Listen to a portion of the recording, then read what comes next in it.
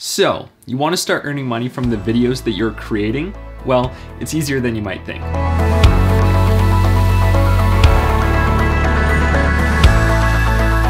How's it going, dudes? My name is Noah, and today I want to share with you guys the exact step-by-step process that I've used to start creating videos and get paid for them.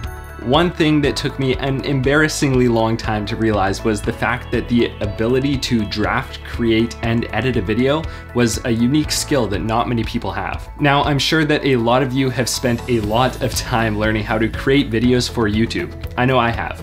And that's great, but what's even greater is the fact that you've been developing a skill, a unique skill that not many people have, that people will pay for. So with that being said, here's how you can go about it. Step number one is creating videos for yourself. Before anyone is going to pay you for your services, which by the way they should be, you're going to need to prove to them that you can deliver. Just like any job, you're going to need to have a resume of sorts. It can definitely be hard to get started in this industry, I know, but it becomes significantly easier with the more that you create. And that's why I'm such a huge proponent of YouTube and creating videos for yourself. Not only will you be building up a portfolio of work, but you'll also be improving upon your skills. That's one of the reasons that I continuously create YouTube videos. It keeps me sharp, on the ball, always practicing and always learning. And to those of you who say that you don't know what to create, you should start vlogging.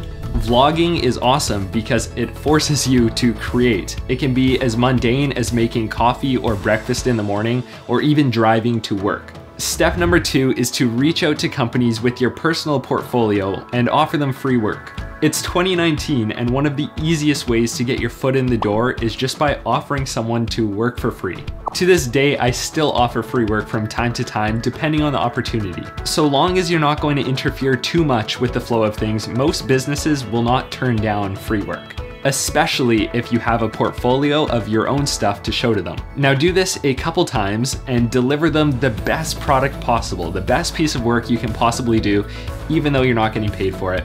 And suddenly you'll have a professional portfolio of client work.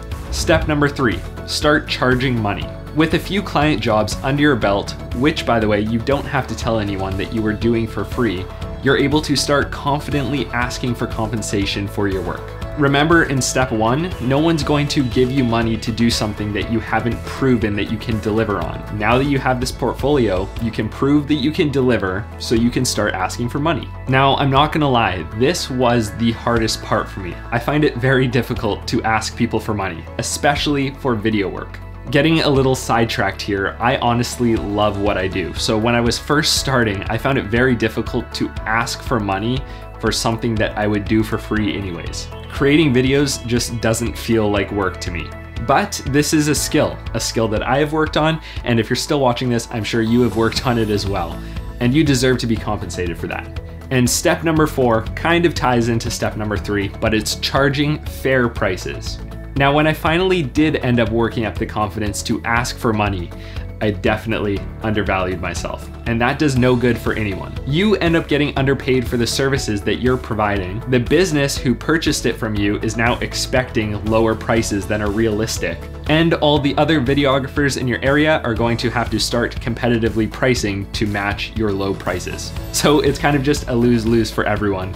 Be sure that you're valuing your work, your time, and your skill fairly.